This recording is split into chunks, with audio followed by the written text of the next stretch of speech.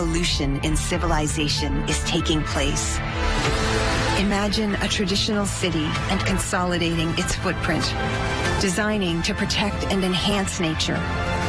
The line will be home to 9 million residents and will be built with a footprint of just 34 square kilometers.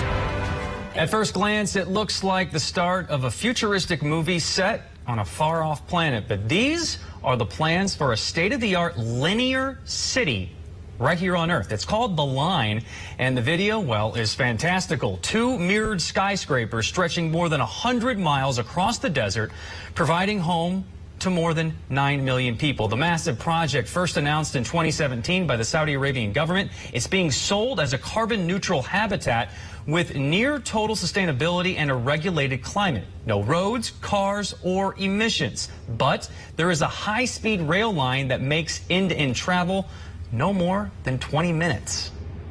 Joining us now, Dr. Colin Ellard with the University of Waterloo, a neuroscientist and design consultant who works at the intersection of psychology and architectural and urban design. Doctor, thank you so much for your time. Now, you seem skeptical because you told us it was, quote, nutty. Why is that? Did I actually use the word nutty?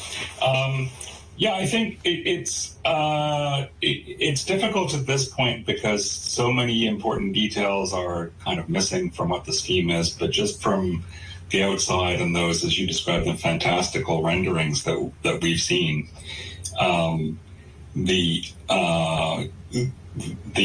nutty part for me is the fact that my perspective is that this sort of flies in the face of a lot of the things that I think we understand about how people respond to cities. So psychologically, unless there is lots of smoke and mirrors that I don't know about, I don't see how this is going to work well at human scale.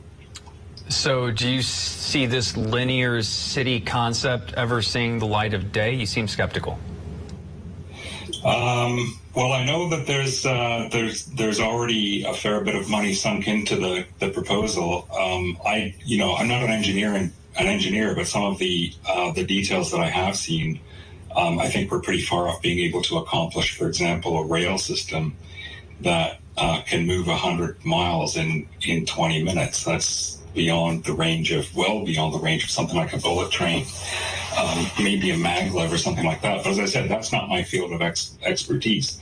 My concern is that in other instances of hyper-designed cities that we've seen, for example, Songdo City in Korea, they haven't been hugely successful. And I think that there are some issues with this kind of grandiose top-down planning of a city. Why wasn't that successful? Why not? I think, to their credit, I think that whoever's designing the line has taken some lessons from Songdo. I think one of the things that was wrong with Songdo was the fact that it was designed to allow cars, whereas the line is not. But I think that one of the problems with Songdo is it didn't attract people.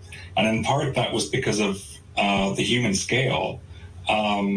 And I think that a lot of people who live in Songdo now report that they're lonely. It may be improving a little bit as the population increases, but and I see that same kind of thing here in the line. We've got, and this is another raw mathematical issue.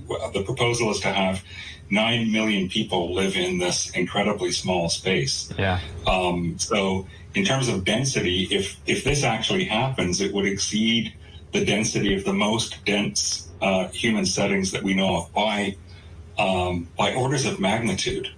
So I just don't know how one can do that in such a way that we're not either somehow artificially shielded from one another by means of the design, or crammed into such a small space that we would drive each other crazy. Maybe that's another nutty part. Yeah, it seems it seems so narrow that it's almost like living in a shoebox. I'm sure people living in New York City can kind of relate to that situation. But I look at this concept. We see these visuals on the screen, and it looks like something straight out of a movie. Do you see more utopia or dystopian? I mean, the Saudi government is behind this, and a long record of human rights abuses. What do you see? I think I would lean more to the dystopia, the dystopian view of this. We've done a fair bit of research looking at people's psychological responses to very, very dense urban environments, oppressive environments. And people do not feel good, I can tell you, in those kinds of environments, even existing environments. So we've done some work, for example, in London, which is not truly nearly as dense as this setting would be. And people don't like to be enclosed in those kinds of narrow channels among buildings, which is all that I think that we would see in a city like this.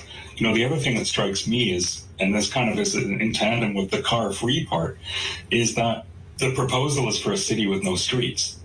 And I think it's important to remember that streets were not originally built for cars. Streets were designed in part as public places.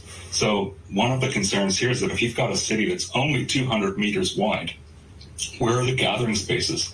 Where are the grand public places where people can get together and see one another and join in social activities?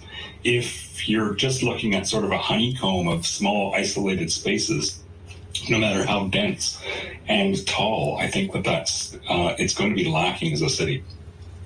It's so fascinating, and I'm glad we had you on to discuss this, the psychological component to all of this, because I think it's an important part of the conversation, not just whether this can actually be done, but is it, in fact, good for us, our mental health, to be in such a setting. Fascinating nonetheless. Yeah. Dr. Colin Eller, thank you so much for your time. We appreciate it. You're welcome.